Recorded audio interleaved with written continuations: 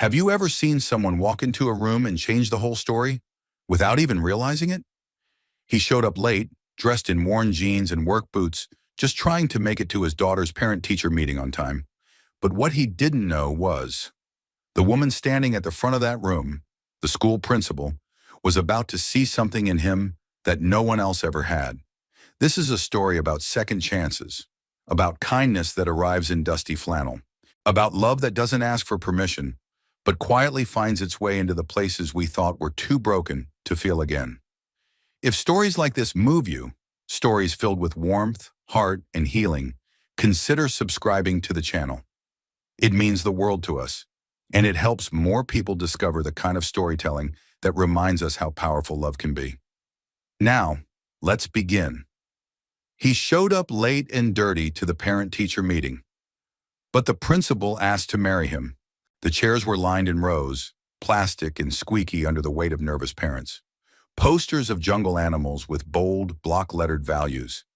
Kindness counts, be brave, dream big, adorn the walls. The hum of small talk and the faint aroma of dry erase markers filled the room. It was parent-teacher meeting night at Willow Creek Elementary School. Marianne Carter stood at the front of the room, clipboard in hand, tailored slate gray dress hugging her figure like it had been made for this very night. Her hair, a soft chestnut with faint sun-kissed strands, was pulled into a simple chignon. To the casual eye, she was the picture of composed professionalism. But beneath that calm surface, Marianne's stomach tightened, in the way it always did before these meetings. Part expectation, part fatigue. She glanced at the clock on the wall. 6:14 p.m. Everyone was here. Everyone except. The classroom door creaked open. A man stepped in, breathless, his hair tousled like he'd driven through a wind tunnel. He was tall, broad-shouldered, in a faded flannel shirt with sleeves rolled up, and worn jeans streaked faintly with sawdust. His boots were dusty, and he smelled faintly of pine and engine oil, something honest and oddly comforting. Every pair of eyes turned to him. "Sorry," he murmured, eyes scanning the room until they found one small, grinning face waving frantically from the third row. "Daddy!" the girl whispered loudly, her joy unable to be contained. He raised a hand in apology to the group, then ducked his head and took a seat beside his daughter, his large hands folded awkwardly in his lap. Marianne didn't miss the way one of the other mothers leaned toward her neighbor and whispered. Nor did she miss the glance from Mr. Callahan, the PTA chair, who looked at the newcomer as if he were a misplaced wrench at a wedding. But she also didn't miss the way the little girl, Emma Holloway, reached out and took her father's hand, with a trust so complete it made something stir in Marianne's chest. She cleared her throat and smiled. "Well, now that we're all here, let's begin." Ben Holloway hadn't meant to be late. He'd been fixing Mrs. Dalrymple's leaky roof, free of charge, because the woman's fixed income couldn't stretch another month. He'd lost track of time. Again. He hated being late. Hated walking into rooms like this one, full of people who had never held a wrench in their lives, who looked at his calloused hands and assumed they knew everything about him. But Emma had been waiting, and she mattered more than anyone else in the room. As Marianne spoke, eloquently, clearly, and with a passion he hadn't expected, Ben tried to focus, but his attention kept drifting. She wasn't like other principals he'd met. She didn't speak like she had something to prove. Her voice was calm, her presence grounding. She made eye contact. She remembered children's names. When she talked about the reading initiative or the music program, she sounded like she believed it could change a life. And Ben realized he believed her too. Halfway through the meeting, Marianne invited questions. A man in a pressed golf polo raised a hand. "What's the school's plan for increasing standardized test scores? I read the math average dropped 6% last year." Ben felt Emma's fingers tighten around his hand. Marianne's face remained composed. "That's a great question. We've made some curriculum adjustments and hired a new part-time math specialist, but we're also looking at the whole child, emotional support, creativity, and confidence. When those are in place, test scores tend to follow." The room nodded with varying degrees of agreement. Ben found himself raising his hand before he quite realized what he was doing. "Yes, Mr. Holloway?" Marianne's voice was polite but curious. He stood, his voice gravelly but steady. "I know I'm new to this, at least to saying anything out loud, but I just wanted to say, I don't care much about test scores. I care that my daughter is excited to come here every morning. I care that she tells me she feels safe and that her teacher listens to her. That, that means everything to me." There was a brief silence. Then someone coughed. A chair squeaked, but Marianne's eyes didn't waver. "Thank you, Mr. Holloway," she said softly. "That means a great deal." Ben sat down. Emma beamed. After the meeting, while parents collected coats and half-finished cups of coffee, Marianne walked over to the back of the room where Ben was tying Emma's shoelace. "She talks about you a lot," she said. Ben looked up, brows lifted. "Hopefully good things. She said you make the best grilled cheese sandwiches in the county and that you taught her to fix a lawnmower last summer." Ben chuckled. "She did most of the work. I just handed her the socket wrench." There was a pause. Marianne glanced at Emma, who had scampered off to say goodbye to her teacher. "I'm glad you spoke up tonight," she said. "It reminded me what this job is really about." He shrugged. "I just said what I felt." "Not everyone does," she replied. Another pause. Marianne fiddled with the strap of her clipboard, then offered almost impulsively, "We're short on volunteers for the library restoration this Saturday. Some of the shelves are broken. I heard you're good with tools." Ben blinked. "Who told you that?" She smiled, a little mysterious. "A little bird, with pigtails and chocolate on her chin." He laughed, and something in Marianne's chest eased, for the first time in years. "I'll be there," he said, "as long as I don't have to pass a background check for splinters." She smiled again. This time it reached her eyes. And somewhere in the quiet space between a man in work boots and a woman in heels, something delicate and real began to grow. The morning air held the kind of crispness that only came after a night of honest rain.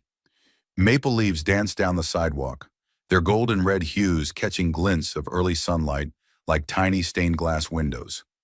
At the end of the school parking lot, Ben Holloway climbed out of his pickup truck and stretched his shoulders, wincing slightly at the familiar tug in his lower back. The old Chevy groaned as he shut the door, a sound that echoed in the stillness. He hadn't expected to be back at Willow Creek Elementary quite so soon. In the bed of his truck was a toolbox, a level, a packet of replacement screws, and 2 wooden planks he'd cut earlier that morning. Marianne Carter had asked if he could help restore the library shelves, a project that had apparently languished for months. Truth be told, he wasn't even sure why he said yes so quickly. Maybe it was the way she'd looked at him, genuinely, like she wasn't just tolerating his presence, but inviting it. Maybe it was because Emma had bounced all morning at breakfast, grinning between bites of cereal, saying, "Miss Carter said you're the best builder she knows." Or maybe it had been a long time since someone had needed him for something more than fixing a hinge or repairing a fence. Inside the school it was quiet, too early for students, but not for staff. He signed in at the front office, nodding awkwardly at the receptionist, who gave him a curious glance, as if trying to place him. When he reached the library, the door was already propped open. And there she was. Marianne was kneeling beside a shelf, wearing a navy cardigan over a pale yellow blouse, sleeves rolled to the elbow. Her hair was loosely tied back this time, a few strands escaping, softening her usually polished demeanor. She wasn't wearing heels today, just sensible flats, the kind you wore when you expected to be on your feet, doing real work. Ben stood in the doorway for a moment, unnoticed. She was humming quietly to herself. It wasn't the poised, composed principal he'd seen at the meeting. It was just a woman, sleeves rolled, hair a little messy, focused on a stubborn screw that refused to loosen. "Need backup?" he called gently. Marianne startled slightly, then looked up and smiled. "I thought I'd try to be useful before the cavalry arrived," she said, gesturing to the screw. "It appears the bookshelf has other ideas." Ben chuckled and stepped inside, setting his toolbox down with a gentle clink. "Let me take a look." For the next hour they worked side by side. Marianne held wood panels steady as Ben replaced the warped shelf supports. They fell into a quiet rhythm, her handing him tools before he asked, him explaining each step as if teaching a child, not to condescend, but out of habit. His voice was low, reassuring. Her laughter came more easily than she expected. At one point, as he leaned over to drill a new anchor, she caught herself staring. His hands were steady, his forearms tanned and strong. There was something deeply calming about the way he moved. Efficient, unhurried, focused. The kind of man who did things right even when no one was watching. She cleared her throat and forced herself to look away. During a break, they sat on the floor, backs against a row of children's biographies. Ben unscrewed the cap from a thermos and handed her a paper cup. "Coffee?" he offered. She blinked. "You brought coffee?" "Always do," he said. "Old habit from construction days. Want cream or sugar?" She shook her head, accepting the cup. "This might be the kindest thing anyone's done for me this week." He raised an eyebrow. "Tough crowd?" She sighed. "It's not the kids. It's everything else. Budget cuts, endless meetings, parents who think I'm either too strict or too soft. There's this tightrope I walk every day, and lately I'm not sure anyone even notices." Ben was quiet for a moment, then said, "Emma notices." Marianne looked at him. "She came home yesterday and said, 'Miss Carter talks like she sees your heart, not just your homework.'" He paused, then added, "That's not nothing." Marianne blinked, eyes stinging unexpectedly. "That girl's gonna run the world one day," he continued, smiling. "But she'll still remember the woman who told her it was okay to dream big and mess up sometimes." There was silence between them, but the comfortable kind, the kind that doesn't need filling. After lunch, as they cleaned up the last of the sawdust, Ben turned toward her. "You ever take a break?" Marianne looked at him, puzzled. "You mean, like, now?" "No, I mean in general. A real break. You know, fresh air, no spreadsheets, something besides worrying about everyone else." She smirked. "Doesn't sound productive." "That's the point," he said. "You're allowed to just, be." She considered him for a long moment. "You sound like a man who knows how to be still." He shrugged. "Takes practice." There was another pause, this one slightly heavier. Then, "I was thinking," she said cautiously, "there's a small-town fall fair this Saturday. Emma mentioned she loves caramel apples. If you're free, if you and Emma want to come by." Ben tilted his head, slightly amused. "Is that a professional invitation, Principal Carter?" She flushed. "It's an unofficial community engagement." He grinned. "We'll be there." As he gathered his tools and slung the box into the bed of his truck later that afternoon, Marianne stood by the library door, arms folded, watching him go. There was something about the way he waved once before driving off, one hand on the wheel, the other lifted in casual farewell.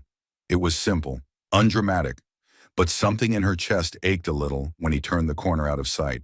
For the first time in years, Marianne Carter found herself wondering what it might feel like to let someone in. Someone real, someone kind, someone with sawdust on his boots and a smile that made her forget to check the time. Saturday morning arrived with the scent of cinnamon in the air and the sound of tiny feet skipping across hardwood floors. Emma Holloway was up before the sun, her braids half done and her smile wide as a picnic blanket. She wore her favorite yellow hoodie with the tiny bluebird stitched near the pocket. "For good luck," she had said as Ben helped her tie her shoes. Ben watched his daughter bounce between the kitchen and the front door like an excited spring. "You'd think we were headed to Disneyland," he said, sipping coffee from his chipped ceramic mug. Emma rolled her eyes like only an 8-year-old could. "Dad, it's a school library, with real tools, and Miss Carter will be there." Ben raised an eyebrow. "You like her that much?" Emma shrugged. "She listens, and she smells like flowers. Not the fake kind, real ones." Ben chuckled, ruffling her hair. "All right, let's not keep the real flowers waiting." The library buzzed with quiet energy by the time they arrived. Several children and parents were already inside, stacking books, wiping down shelves, and organizing bins of markers and educational games. Autumn light streamed in through the tall windows, casting golden patterns on the floor. Marianne stood near the back wall, her sleeves rolled again, clipboard in hand. She looked up as Ben and Emma walked in. Ben tipped his head in greeting. "Morning." Some morning," she echoed, then crouched to Emma's level. "Hey, partner, you ready for the big build?" Emma beamed. "Yes, ma'am." "Well, your section is over here." Marianne guided her to a small corner where a few kids were sorting through picture books. "Think you can lead the team?" Emma nodded solemnly like a commander taking charge of her unit. Ben leaned against the doorframe, watching the exchange.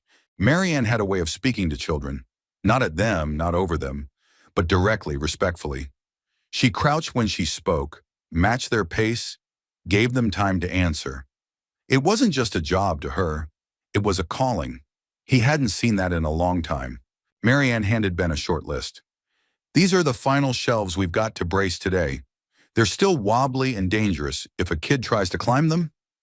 Ben looked it over. Shouldn't be a problem. I picked up extra brackets this time, she added, a hint of sheepishness in her voice.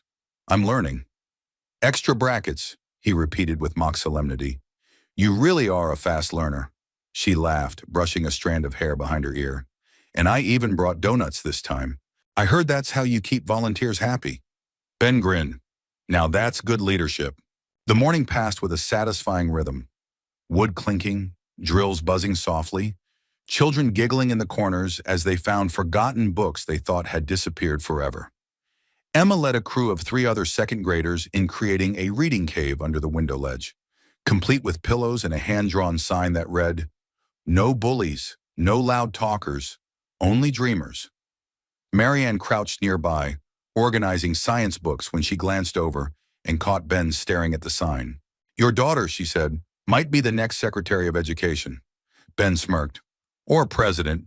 She already gives better speeches than I do. Marianne hesitated, then spoke softly. She's a lucky girl, you know. Ben's smile faltered slightly. I hope so. Sometimes I wonder if I'm giving her enough. Not just clothes and food, but the rest of it. The stuff you don't see. Marianne looked at him then, not at his flannel shirt or his rough hands, but at the weariness behind his eyes. The quiet ache of a man doing his best with no guarantee it was enough. You give her more than most, she said gently. I see it in the way she looks at you. Ben swallowed hard and turned back to the shelf. That's kind of you to say. It's not kindness, she said. It's just true. By noon, the room had transformed. The once dusty shelves now stood firm and clean, lined with freshly organized books. The reading corner looked like something out of a magazine. Cozy, handmade, imperfect, and perfect all at once. Parents gathered near the back table, sipping cider and chatting. Children lay on their bellies with books open wide, little hands tracing the pages like maps to other worlds. Ben stood with a damp rag, wiping the last of the wood dust from a windowsill when Marianne approached. This looks amazing, she said. Ben nodded. It's starting to feel like a place where stories live again. She smiled at that. You know, I almost canceled this project. His eyebrows rose. Why? Too much work. Not enough interest. I figured I'd be here alone, sorting through outdated textbooks and wondering why I bothered. And now? She looked around the room. Now I remember why I said yes to this job in the first place. Their eyes met. For a moment, the noise around them faded. The chatter, the laughter, the rustle of turning pages. All that remained was a shared stillness, quiet and full of meaning. That afternoon, as families trickled out with waves and thank yous, Emma ran up to Ben holding something behind her back. What's that? He asked.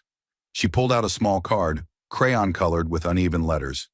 To Miss Carter, thank you for believing in books and people. Marianne took the card with a soft gasp. Emma, this is beautiful. Emma blushed. Dad says books fix people, but you fix the place where books live. Marianne looked at Ben. He smiled just slightly, and something fragile fluttering took flight between them. Later, as Ben packed up his tools and Emma hugged every person she'd worked with that day, Marianne stepped beside him. I was thinking, she began. He looked at her, waiting. There's a fall fair tonight. Local thing. Apple cider, hay rides. You and Emma might enjoy it. He tilted his head. You volunteering us again? She laughed. No, this one's just for fun, and maybe a little dancing.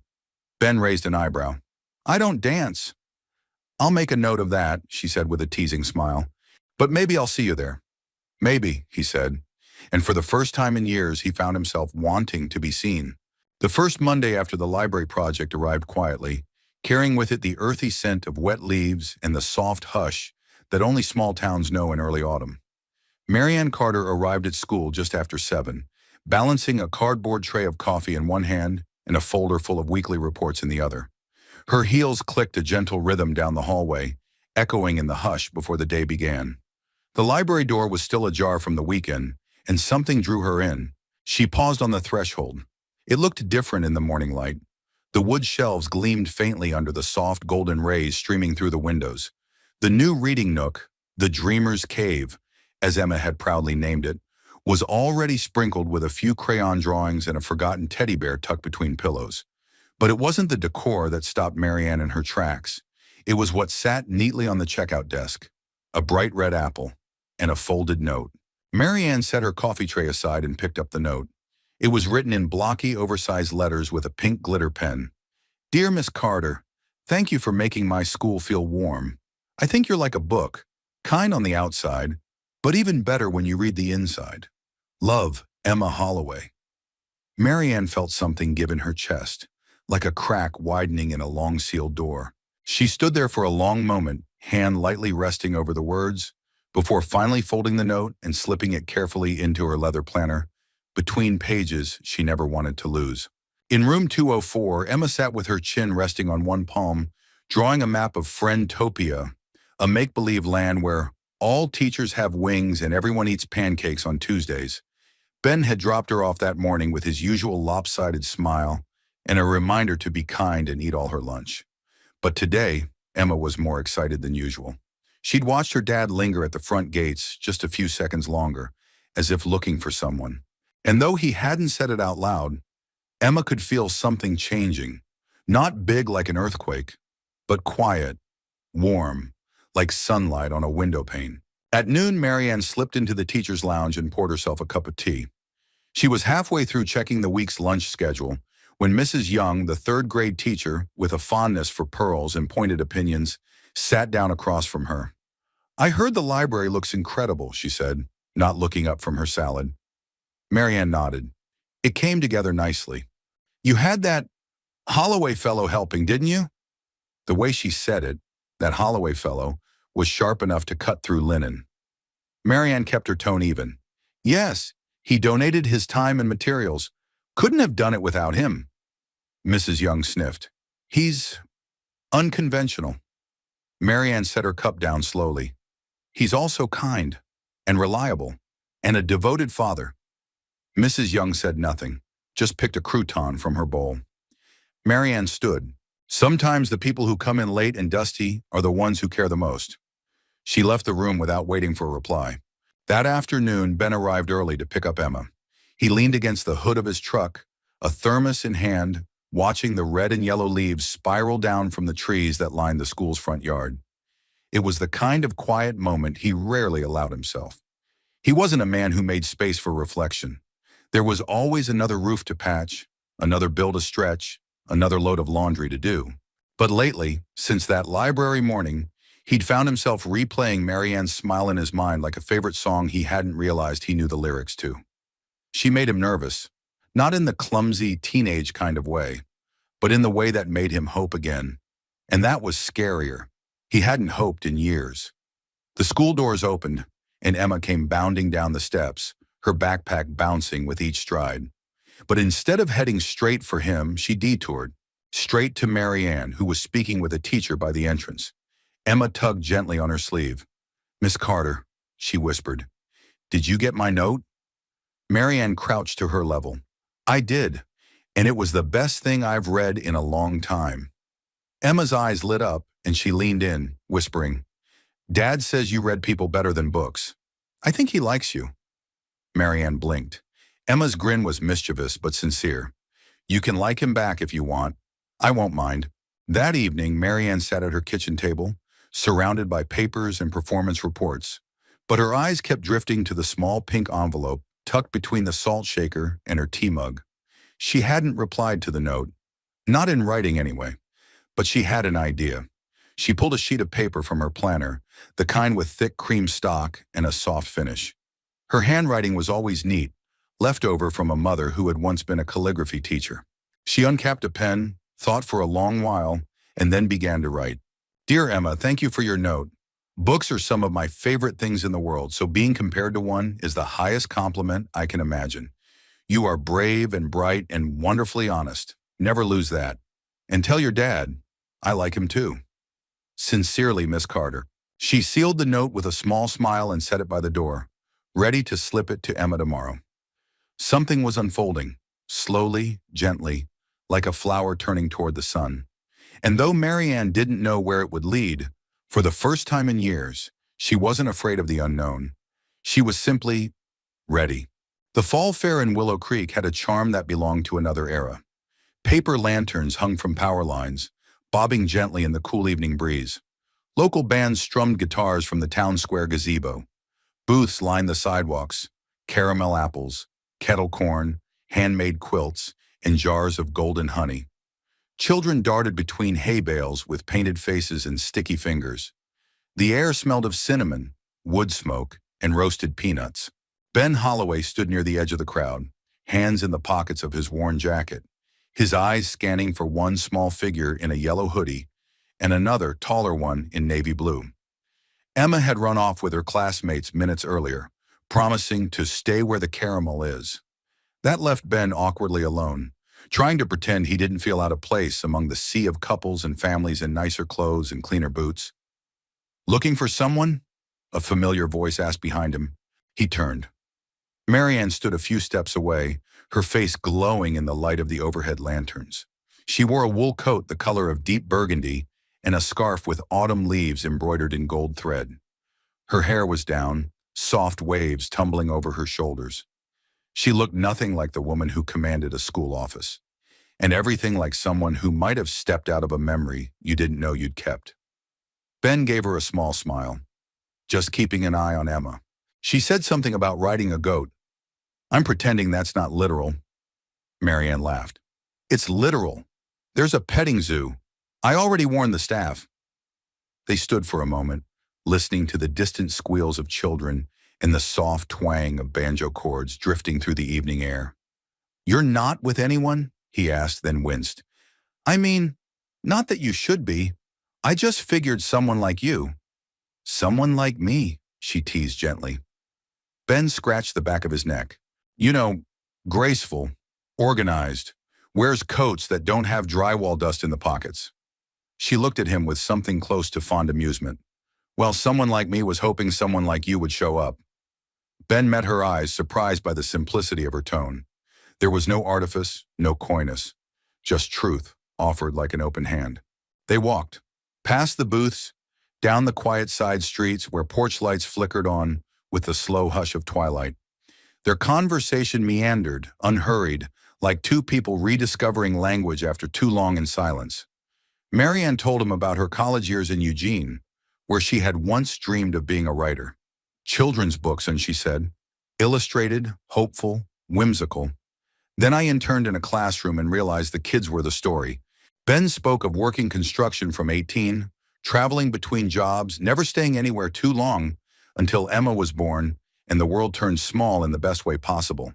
They shared stories of loss too, not in heavy detail, but in glancing mentions. Marianne's husband, Tyler, had died in a car accident 8 years ago. A winter storm, a patch of black ice, and the long, echoing silence afterward. No children, just her, left to rebuild with lesson plans and late-night books. Ben had buried Emily after her illness wore them both thin. He'd been 35 with a toddler, a mortgage, and a garage full of dreams he never got to chase. But he learned how to braid hair and make pancakes that didn't burn. That had counted for something. As they walked, a hush settled between them. Not awkward, but full of unsaid understanding. "You ever think," Ben said finally, "how strange it is that the hardest parts of your life sometimes lead you to the best people?" Marianne glanced at him. "I used to think it was cruel. And now?" She looked up at the stars just beginning to shimmer through the tree branches. "Now I think it's grace. Unearned, unpredictable, but grace all the same." Ben nodded slowly, his hands still in his pockets. "Yeah, that sounds about right." They reached the edge of town where the streetlights faded and the night grew quiet, broken only by the distant sound of laughter and the rhythmic creak of the Ferris wheel turning at the fairground. Marianne stopped near an old bench beneath a chestnut tree, its leaves rustling overhead like the whisper of ghosts. She sat, brushing a few fallen leaves aside, and patted the empty space beside her. Ben hesitated, then joined her. "It's funny," she said after a while. When I first met you, I thought, here's a man who doesn't belong in a place like this. He smiled. Can't argue with that. But I was wrong, she added. You fit here more than most. You don't pretend to be more than what you are. You show up, dust, tools, and all, and you care. That's rare, Ben. He didn't know what to say to that, so he said what he felt. I like who I am when I'm around you. Marianne turned to him, her expression open, unguarded. Then quietly, she reached into her coat pocket and handed him a folded note. He opened it, recognized the handwriting, Emma's, and beneath it, smaller, was a line in elegant cursive. Tell your dad. I like him too. Ben stared at the words for a long moment. Then slowly, he looked up at her. Is that true? He asked, voice rougher than usual. Marianne nodded once, a small smile tugging at the corner of her lips. Yes, it is.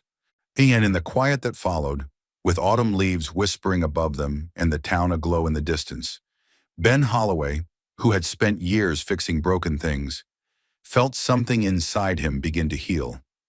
Not all at once, not like a lightning strike, but gently, steadily, like two people walking side by side through quiet streets, towards something they didn't have a name for yet, but both knew was real. It started as a whisper. On a Tuesday morning, just after the second bell, Mrs. Hensley, the PTA treasurer, leaned over to Mrs. Young by the copier and said, Did you hear about Marianne Carter and that mechanic? By third period, the whisper had grown roots. By lunch, it had branches. And by the end of the day, it had woven itself through the halls of Willow Creek Elementary like ivy through an old picket fence. Quiet, winding, persistent. No one said anything directly to Marianne, but she felt it. The slight delay before greetings in the hallway, the second glances, the way a conversation would falter when she entered the teacher's lounge, the expressions that weren't quite smiles from some of the more polished parents, the ones who sat on subcommittees and scheduled organic snack rotations months in advance. She tried to dismiss it. People talked. That was what people did in small towns. But it was harder to ignore when she overheard a teacher murmur, He's not exactly our kind of people, as she walked past the faculty bathroom.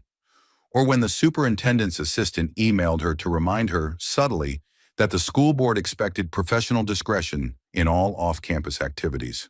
Professional discretion, as if love, or the beginning of something like it, was unprofessional. That Thursday, Ben showed up at the school with a new set of wooden bookends he'd made for the library. They were carved with simple patterns, waves and leaves, and finished with a warm honey glaze. Emma had helped paint them. Marianne met him by the office with a tight smile. Hey, he said, holding the small box. Thought these might keep the books from toppling over in that back corner. Her smile didn't quite reach her eyes. Thank you, she said, taking the box. They're beautiful. Ben studied her for a moment. You okay? She glanced around. Can we talk outside? They sat on the school's back steps, behind the cafeteria, where the sound of passing cars replaced the distant hum of fluorescent lights. Marianne folded her hands in her lap. There's been some talk. Ben nodded slowly. I figured. You know how this town is, she said. And this school. It doesn't take much. He looked out toward the playground, now empty, save for a stray lunchbox someone had forgotten. So what are they saying? That you and I... She hesitated, then forced the words out. That it's not appropriate, that I'm compromising my position, that you're not good enough, he finished quietly. Her head dropped. I didn't say that. You didn't have to. There was a long silence between them. Not the good kind this time, not the gentle kind that came with ease and understanding. I don't care what people say, Ben, she said finally, but I do have to care what the board thinks. What parents think. This school means everything to me. I can't afford to lose their trust. He nodded again, slowly, painfully. So, what are you saying? I think we should take a step back, just for now, until things settle. Ben let out a breath and stood. You don't owe me anything, Marianne. I get it. It's not that I don't, she began, but he was already walking away. She sat there long after he'd disappeared from view, her hands clenched tightly in her lap, her heart aching with the weight of her own words. Ben didn't tell Emma. He couldn't bring himself to. But she noticed. She noticed the way he stopped checking his phone in the evenings, the way he skipped the fall market they were supposed to go to, the way he paused outside the school building before pickup, as if deciding whether to go in or just wait by the truck. One night she asked, "Did I do something wrong?" Ben pulled her into his lap and hugged her tight. "No, Bug," he said, his voice thick. "Not you. Never you." "Then why does it feel like something's missing?" He didn't have an answer for that, because he was asking himself the same thing. A week later, Marianne sat in her office staring at the note Emma had given her, still tucked in the back of her planner. She thought about what she'd said on those back steps, how she'd let other people's discomfort take precedence over something that felt real, felt right. She'd thought she was protecting her job, her reputation. But the truth was, she was protecting herself. From what? From happiness? From being seen? From the terrifying possibility that a man with rough hands and a quiet heart might actually understand her better than anyone ever had? She reached for her phone, hesitated, then dialed. Ben was in the middle of replacing brake pads on a neighbor's truck when his phone buzzed. He almost didn't answer, but he saw the name, and his hand froze mid-reach. "Hello?" There was a pause, then, "I was wrong." He said nothing, his heart beating louder than the wind rustling through the trees. "I let fear speak louder than truth," she said, "and I hurt you. I'm sorry." Another pause, then, softer. "Can we talk?" Ben let out a slow breath. "Yeah," he said, "we can talk." And in the fading light of a Thursday afternoon, the ache between them began to loosen, just enough for hope to slip back in. The rain began just after dusk, tapping against the window panes of the Holloway home in a rhythm as gentle as a memory. Ben sat at the kitchen table, a cooling mug of tea beside him, a pen in hand, and a blank notepad before him. The house was quiet, too quiet for a man who lived with an 8-year-old whirlwind. Emma was asleep upstairs, worn out from a full day of spelling bees and puddle jumping. He should have gone to bed too. He'd patched 2 roofs that day, replaced a water heater, and strained his shoulder hauling lumber for a neighbor's porch. But his body wasn't what kept him awake. It was her, Marianne Carter, the woman who had appeared like a breath of fresh air and now lingered like the ache of something half lost. The phone call they shared last week had been short, polite. She'd apologized. He'd listened. They both said the right things. But afterward, the space between them hadn't closed the way he thought it might. The silence felt different now, thicker somehow. Not cold, but not warm either. Like a door slightly ajar, unsure whether it was being opened or closed. "And so," Ben wrote, he didn't mean to, exactly. But as the rain fell, his hand moved. "Marianne, there are things I wish I could have said to you that day behind the school. Things I couldn't find the words for. Maybe I still can't, but I'm going to try."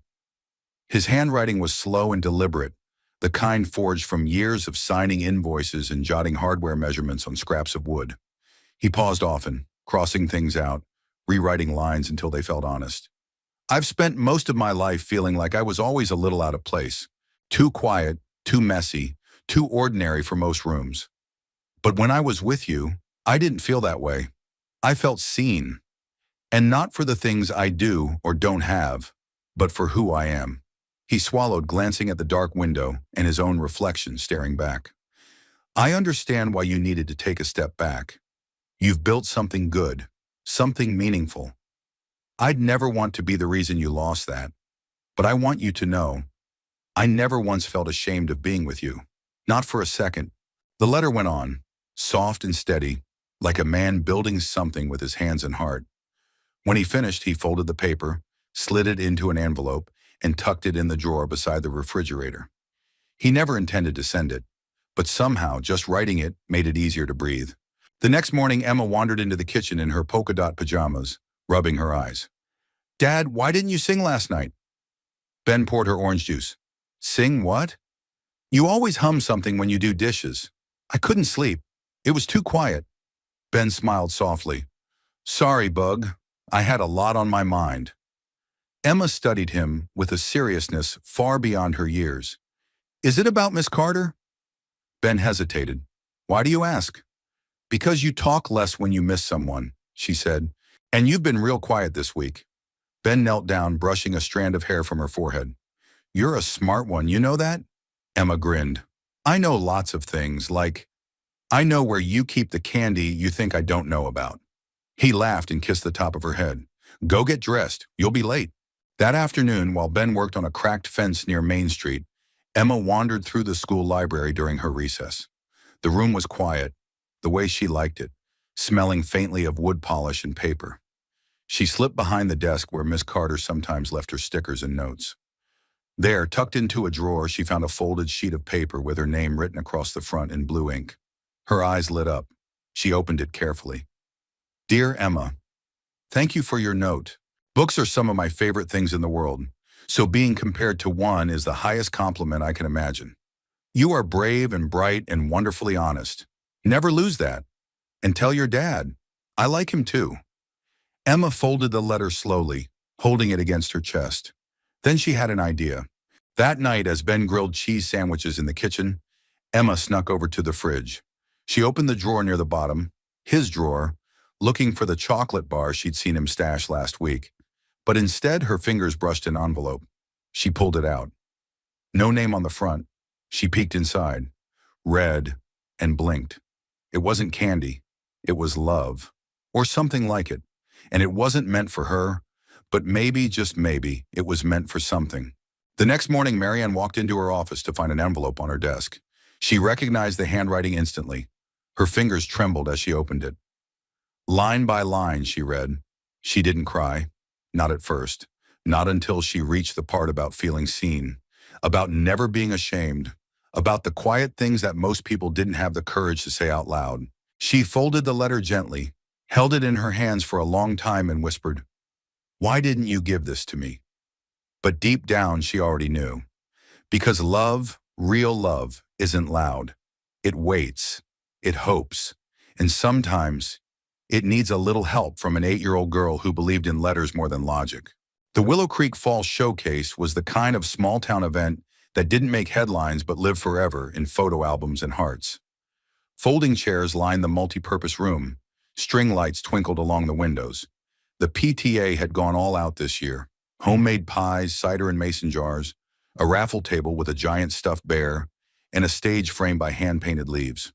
Every child from kindergarten through 5th grade had a part. From poetry readings to skits about friendship and recycling, the parents beamed, cameras ready. Some whispered nervously, waiting for their child's turn. Others just soaked in the warmth of the moment. Marianne Carter stood backstage, headset slung around her neck, clipboard in hand. She looked every bit the composed principal, poised, professional, perfectly dressed in a navy blouse and cream cardigan. But inside, a storm. Her fingers still trembled slightly from reading Ben's letter the day before. It was now folded inside her purse like a secret too precious to leave behind. She had read it 3 times that night, once more in the morning, and again during lunch break, each time slower than the last. It hadn't been signed. It didn't have to be. She knew every word had been carved from truth, and it left her aching with something she hadn't felt in years. The terrifying, beautiful possibility of being loved for who she was. From the other side of the room, Ben stood near the doorway, arms crossed, his daughter's yellow sweater folded over one elbow. He wasn't on any guest list, hadn't RSVP'd, and hadn't planned on coming. But Emma had looked at him that morning, eyes wide, and said, "I just need you there. Please?" So here he was. Dusty boots scrubbed clean, hair combed back, the flannel shirt replaced with a plain button-up that still smelled faintly of cedar. He hadn't seen Marianne yet, but he felt her presence like a song in another room. Soft, steady, familiar.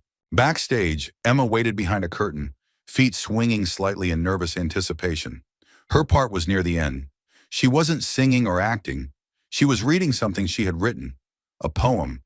When her teacher asked the class to write about what made them feel safe, most kids wrote about teddy bears or forts made of couch cushions. Emma wrote something different. Her voice quivered a little when her name was called. She stepped into the spotlight. The podium adjusted down to her height. The room quieted. A few parents murmured, "Oh," under their breath. She held the microphone with both hands like a lifeline. Then clearly and steadily she began. "Some people have houses with big gates and alarms. I have my dad. Some people eat dinners with silver forks and cloth napkins. I eat with my dad, and he always makes me laugh when my toast falls jelly side down. Some people say they're proud of their kids. My dad is proud with me. He doesn't wear a suit, but he wears kindness, and it never goes out of style. He shows up, even when it's hard, even when he's tired. He shows up, and that's what makes me feel safe." The room was still. Then a swell of applause broke over the silence, warm and rising like sunlight after a storm. Some parents wiped their eyes. Others clapped with both hands in their hearts. Ben stood frozen. He hadn't known, hadn't seen the paper, hadn't helped her write a word. But those words, they undid him. He pressed his hand against his chest, grounding himself. Because if he didn't, he might have broken in half right there in the back of that room. Marianne, still backstage, had stopped moving entirely. She hadn't seen the poem either, but she didn't need to. She knew exactly who Emma was speaking to, and suddenly her hands weren't trembling from nerves. They were trembling from clarity. After the performance, the crowd mingled, parents praising each other's kids, students buzzing with leftover adrenaline. Emma was surrounded by friends, each taking turns hugging her, telling her how grown up her poem had sounded. Ben tried to keep to the edge of the crowd. He wasn't good at this part, the small talk, the polite smiles. He had come for one reason, and now that it was done, he wasn't sure what came next, until he saw her. Marianne was walking toward him, parting the crowd not with authority, but with certainty. She stopped in front of him, eyes bright. "I heard the poem," she said softly. Ben nodded once. "I didn't know she wrote that." "I did," Marianne said. "Every word of it sounded like you." He looked down. "She's got a way of seeing things. She gets that from you too." Ben looked up slowly, and for the first time in days, he saw no hesitation in her eyes. No walls, no formal distance. Only a woman who had made her decision. "Thank you," she said, her voice low, "for your letter and for showing up tonight." "I didn't know if I should," he admitted. "You should have," she replied, "and I'm glad you did." She hesitated, then reached into her purse and pulled out a folded page. His letter. Well worn now, corners softened. "I don't want this to be a letter you never sent," she said. Ben blinked, unsure what that meant, until she added, "Because I'm writing back. With my own." Then, with a glance toward the stage where Emma still laughed with her classmates, she reached up and touched Ben's face. Just a gentle brush with the back of her fingers. And in that simple touch, Ben understood. Forgiveness had been given. Hope had been returned. And maybe, just maybe, love was beginning. Not loudly, not all at once, but clearly. In a child's voice, in a woman's touch, in a man who had always just wanted to show up. The multi-purpose room at Willow Creek Elementary smelled faintly of lemon polish and pencil shavings. Folding chairs were arranged in neat rows, just like before. The whiteboard bore a fresh quote in bright marker. "Every child is one caring adult away from being a success story." Josh Shipp. Marianne Carter stood at the front of the room, once again holding a clipboard, once again dressed in quiet authority. Slacks, soft blue blouse, a silver pendant at her throat. But something had changed. In the weeks since the fall showcase, she carried herself with a new ease, a gentleness that came not from giving in, but from letting go. The parent-teacher forum was scheduled for 6 o'clock sharp, and just like before, the room began to fill 5 minutes early. Familiar faces drifted in, PTA members in structured cardigans, dads in windbreakers from their tech jobs in Medford, moms with designer tote bags and pressed smiles. But her eyes scanned for one seat. Table 4, empty, for now. At exactly 6:03, the door opened. Ben Holloway stepped inside. This time he wore a clean jacket over a flannel shirt and jeans that looked freshly laundered. He didn't rush. He didn't shrink. He offered a respectful nod to a few of the parents who turned to look, and sat in the same chair he had weeks earlier, beside Emma, who beamed up at him with the pride only an 8-year-old could wear so boldly. Marianne's heart thudded once, hard enough to catch her breath. This time no one whispered, or if they did, she didn't hear it. She saw only him. And when she began the meeting, her voice was steady, but her eyes flicked to him more than once. Not for reassurance, for connection. Ben sat quietly as Marianne spoke, but he wasn't listening to statistics or budget updates. He was watching the woman in front of the room, how her hands moved when she described the new literacy program, how her smile grew when she mentioned student creativity, how she glanced down at her notes and then back up, always grounded, always present. He could tell she'd been through storms. You don't learn to speak with that much calm unless you've had to navigate rough waters. But what amazed him wasn't her poise. It was the softness beneath it, the way she looked at the kids, the way she let herself be moved, the way she'd taken Emma's words and let them guide her back toward him. He hadn't known a heart could reopen so gracefully. When the meeting ended, parents clapped, some asked questions, and a few drifted off to get a head start on dinner. Emma tugged on Ben's sleeve. "I'm going to go help Miss Carter clean up the projector," she said. "She always forgets to turn it off." Ben smiled. "Tell her I'm proud of her." Emma tilted her head. "You going to tell her that yourself?" He chuckled. "I might." As she skipped off, Ben rose slowly, letting the last few stragglers file out. He waited near the bookshelf where he'd once fixed a broken bracket, where this had all started, and then she was beside him, not in a rush, not with formality, just there. "Thank you for coming," she said, her voice quiet. "Wouldn't have missed it," he replied. "Table 4 is kind of special to me now." She smiled. "It's becoming legendary." They stood in the empty room for a moment, the silence warm and full. "I was nervous tonight," she admitted. "You didn't look it." "I was," she said, "but not because of the meeting." Ben's brow furrowed. "Then what?" "Because you were here, and I wanted you to see me the way I see you." He turned toward her fully then. "And how is that?" She swallowed once. "Steady, strong, kind, the kind of man who builds things with his hands and his heart, the kind of father who teaches more with a hug than most do with a lecture." Ben's throat tightened. "You don't have to say that." "I do," she said, "because for the first time in a long time, I'm not afraid to say what I feel." She paused, then added, "I used to think love had to look a certain way. Tidy, polished, expected." She looked down at her hands. "But you've shown me it can be different. Honest, unassuming, strong enough to carry silence, and soft enough to hold a child's heart." He reached for her hand, gently, as if asking permission. She let him take it. "Marianne," he said, voice low and full, "I'm not perfect. I fix things, but I break plenty too. I worry. I doubt. I've got a truck with a stubborn engine and a daughter who thinks I can do no wrong." She squeezed his hand. "She's not the only one." He smiled then, that quiet, lopsided smile that had undone her more than once. "So what now?" he asked. Marianne looked around the room, the chairs, the whiteboard, the words still lingering in the air from the quote at the start. And then she looked back at him. "We make space," she said. "For what?" "For whatever this is," she replied. "For second chances. For small beginnings. For the kind of love that shows up in work boots and builds a life one moment at a time." That night, as Ben and Emma walked home beneath a sky filled with stars and the smell of damp earth, she looked up at him and asked, "Did you tell her?" Ben glanced down. "Tell her what?" Emma rolled her eyes.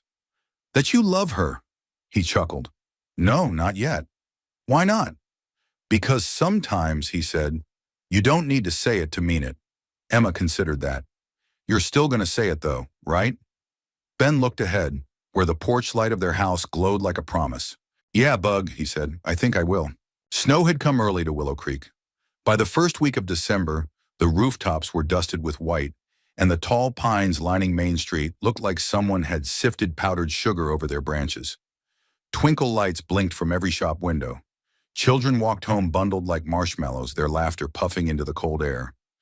At the elementary school, the library windows glowed with warm light.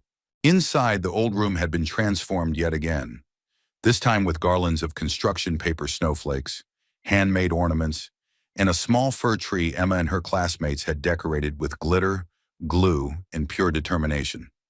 Ben stood in the middle of it all, looking slightly out of place in his heavy coat, holding a toolbox in one hand and a flat wooden box in the other. "Are you sure I can just leave this here?" he asked. Marianne nodded, her hands tucked inside fingerless gloves. "This is your space too, Ben. You helped build it." "I just fixed a few shelves." She smiled. "You fixed more than that." Ben looked away, clearing his throat. He had been coming to the school often lately, sometimes to volunteer, sometimes just to bring Emma lunch, and sometimes just to see her. It had become natural, easy, but today felt different. There was something folded inside his chest he hadn't dared open. Not until now. The kids had gone home early for the winter recess, and the school halls were nearly silent. Marianne had stayed behind to finish up some paperwork and check in on final reports. Ben, as always, had offered to help with whatever needed doing. What she didn't know was that the wooden box he carried wasn't for repairs. He set it down on the low table in the reading nook, the one where Emma had once declared, "Only dreamers allowed." Marianne watched him kneel, open the box slowly, and lift out what looked like a plaque. Though unlike any plaque she'd ever seen, it was handcrafted, smooth oak, sanded to a soft sheen. The edges were carved with tiny leaf patterns, and at the center, wood burned with care, were the words, "The Dreamer's Corner," for the kids who believe, and the grown-ups who remember how, in honor of Emma Holloway and Miss Carter. Marianne's breath caught. Her fingers lifted to her lips, her heart stilled. She knelt beside him. "Ben, this is beautiful." He looked at her, earnest and just a little nervous. "I wanted to give something back. You and Emma, you made a space for me here. I just wanted to say thank you." She touched the plaque with trembling fingers. "I'm the one who should be thanking you," she whispered. They knelt in silence, the soft hum of the heating vent the only sound between them. Then slowly, Ben reached into his coat pocket and pulled out a small velvet bag. He didn't open it, just held it in his calloused palm, thumb resting gently on the drawstring. "I wasn't sure if this was the right time," he said quietly, "or the right place. But then I thought, what better time and what better place than where everything started?" Marianne froze. Her eyes moved from the bag to his face, and for a moment all the air seemed to disappear from the room. Ben opened the bag and revealed a simple wooden ring. The grain of it was warm and golden, smooth to a perfect circle. "It's not much," he said. "I made it from the backboard of an old school chair, the kind they used when we were kids. Thought it was fitting." Marianne blinked back the tears she didn't expect. "Are you asking me to marry you?" He nodded. "I am. But you didn't even ask," she said, laughing softly through the tears. He smiled. "I was getting there." He took her hand. "Marianne Carter, you've seen me on my worst days, and somehow made me feel like I was worth loving anyway. You've given my daughter a voice, and given me something I didn't think I'd ever find again, a future to believe in. I don't have a lot, but what I do have, I want to share it with you, every last bit of it." He looked up, eyes steady, heart open. "Will you build a life with me?" She didn't answer right away. Instead, she stared at the ring in his hand. The wood so ordinary, so meaningful. It wasn't about diamonds or grand gestures. It was about roots, about something made with care, with intention, with love. She thought of the years she'd spent alone, afraid to hope again. She thought of the evenings in her office, the silence of her home, the ache of missing something she could never quite name. And then she looked at him, at the man who never tried to impress her, only to show up, always. She leaned forward and kissed him, softly, steadily, like a promise. When they parted, she smiled. "Yes, Ben Holloway, I will." They stayed like that for a long while, sitting on the library floor beneath the glow of paper lanterns and child-made stars, the ring resting gently on her finger, his hand wrapped around hers. And somewhere between the creak of the heating duct and the distant hush of falling snow, they knew. This was it, not a grand moment, but a true one. Not flashy, but real. And sometimes that was the most miraculous kind of love there was. The snow fell heavier on the morning of December 23rd, turning the quiet streets of Willow Creek into a winter painting, soft, white, and almost too perfect to be real. Children tugged sleds down sidewalks. Shopkeepers hung evergreen wreaths and brushed powdery drifts from window ledges. The air was brisk, clean, and full of the kind of stillness that only came when a small town slowed down for something sacred. At the elementary school, the lights glowed long past dismissal, not for a parent meeting or a fundraiser, not for a student event or district inspection. Today, the school opened its doors for something entirely unexpected. A wedding. Marianne Carter never imagined she'd walk down an aisle made of gymnasium tiles, or say vows beneath a basketball hoop covered in tulle and fairy lights. But as she stood in the teacher's lounge-turned-dressing room, Emma beside her in a cream-colored dress with a flower crown made of pine and holly, she realized she'd never felt more ready for anything in her life. "This is crooked," Emma said, adjusting the sash on Marianne's simple ivory dress. "It's fine," Marianne whispered. But Emma shook her head with all the fierce authority of an 8-year-old who took flower girl duties very seriously. "You have to look perfect. He's going to cry." Marianne laughed gently. "You think so?" Emma nodded. "He cries when he makes pancakes. He's definitely going to cry when he sees you." Marianne's heart ached in the best way. She knelt, brushing a piece of hair behind Emma's ear. "I'm so glad you're part of today." Emma smiled wide. "I'm not just part of it. I started it." Marianne pulled her close, and for a moment, they held each other in a quiet that said more than words ever could. In the gymnasium, folding chairs had been draped in white linens and lined with greenery.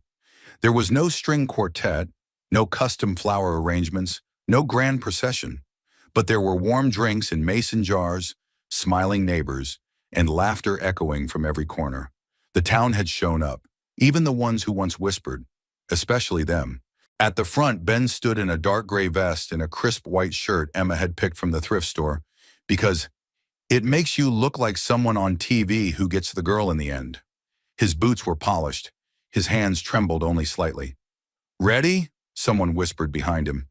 He turned and saw Nate Fields, the town's retired woodshop teacher, acting as officiant. He wore a bolo tie and carried a leather-bound copy of Leaves of Grass. Ben nodded. "Yeah, I am." The music started. Simple piano notes played on the school's old upright, and the doors at the back opened. Marianne stepped forward, her hand gently holding Emma's. She wasn't adorned with jewels or a veil. Her hair was pinned in soft waves, and the dress she wore was borrowed from her late mother's cedar chest. But Ben only saw her, as if everything else disappeared. His eyes stung, just like Emma predicted, and he didn't wipe them. He let them fall. Because this moment, this woman, was worth every tear. When they reached the front, Emma took her place beside Nate, handing him the ring she'd guarded all morning with the seriousness of a royal guard. Marianne stepped beside Ben, her eyes shimmering. "Hi," she whispered. "Hi," he whispered back, his voice rough. The ceremony was brief. Ben and Marianne had written their own vows. Simple, like the lives they led. Marianne spoke first, her voice clear but emotional. "I spent a lot of years building a life I thought looked like success. I poured myself into it, hoping it would fill the quiet. But you, Ben, you brought me peace. Not the kind that hides from the world, but the kind that opens to it.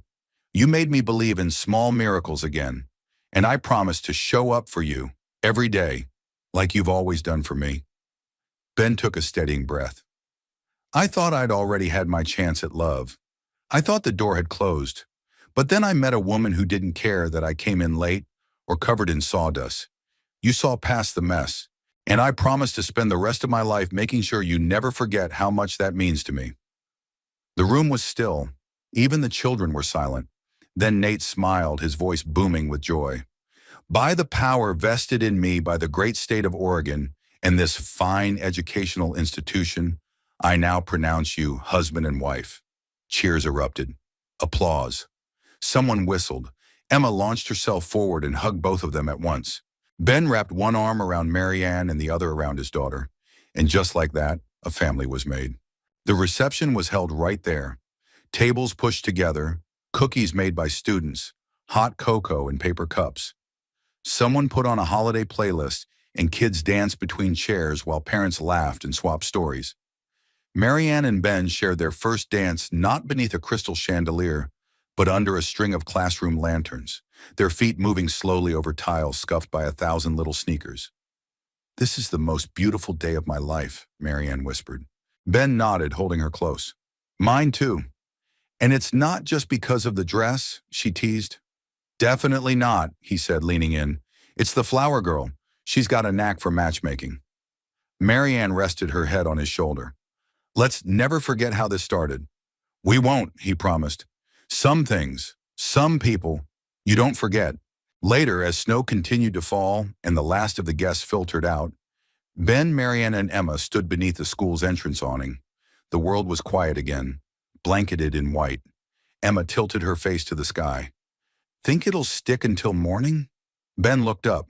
Looks like it. Marianne reached for his hand. Let's take the long way home. He smiled. We've always taken the long way. Together they walked out into the night. No rush, no map, just the steady warmth of each other in the cold. And behind them, through the glowing school windows, Table 4 still stood, empty now, but never forgotten. Spring came slowly to Willow Creek, as it always did. Hesitant at first, like a child stepping into cold water. But by early April, the snow had melted from the rooftops, crocuses had begun to peek through the soil, and the first blush of green spread across the hills like a quiet promise. Ben Holloway stood on the porch of their little cottage just outside town, holding 2 mugs of coffee, one black, one with a splash of cream.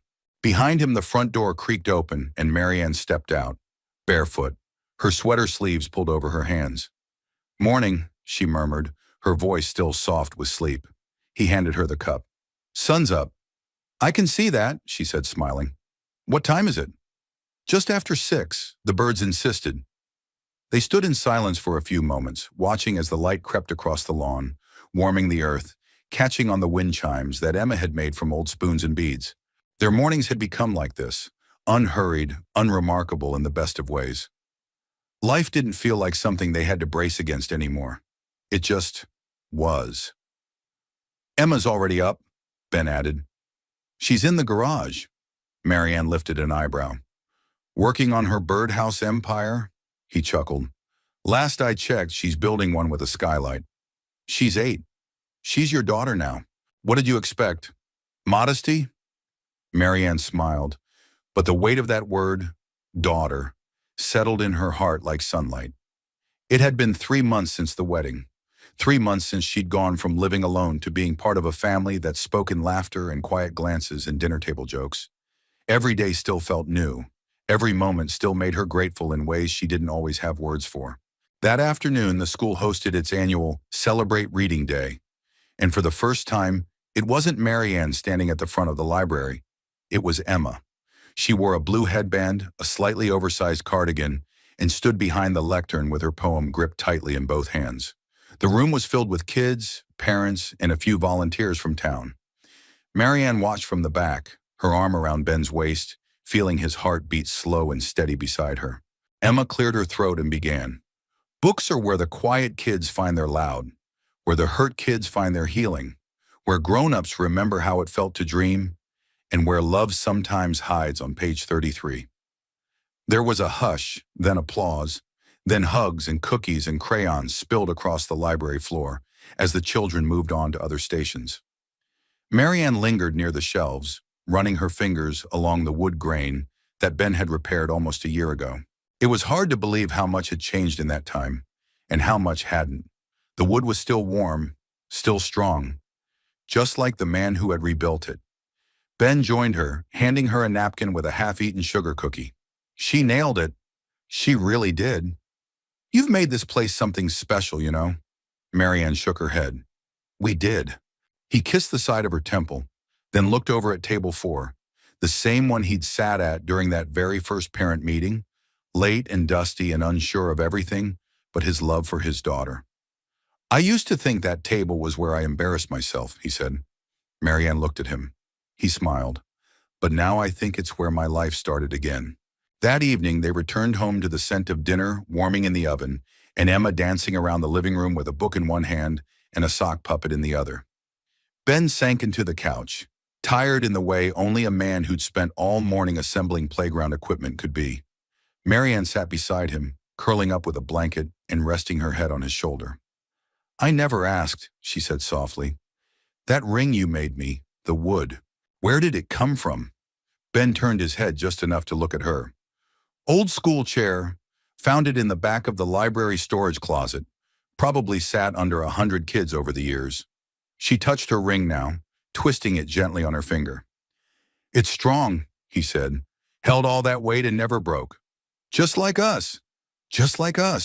Later that night, after Emma had gone to bed, and the house had settled into the hush that comes only when every soul beneath its roof feels safe. Ben opened his old toolbox in the corner of the garage. He pulled out a folded piece of paper, creased and softened at the edges. The letter he had written all those months ago. The one he hadn't intended to send. He unfolded it one more time, reread the words. Then with a smile he tucked it into a new box, one that now held baby photos of Emma, a dried flower from their wedding bouquet, and the first crayon card Emma had ever made for Marianne. History, evidence, proof that good things grow slowly, quietly, from the smallest seeds. And outside, beneath a star-strewn sky, the wind moved gently through the trees, whispering secrets and beginnings and reminders that not all miracles arrive loudly. Some just sit quietly at table 4 and wait to be seen. We'd love to hear from you. Where in the world are you watching from? Let us know in the comments below. Your stories and reflections mean so much to us. And if this story touched your heart, don't forget to subscribe to the channel for more uplifting tales of love, kindness, and second chances. Every click helps us grow this community of warmth and hope. From all of us here, thank you for watching. Until next time, stay kind, stay hopeful, and never stop believing in the quiet miracles of everyday life.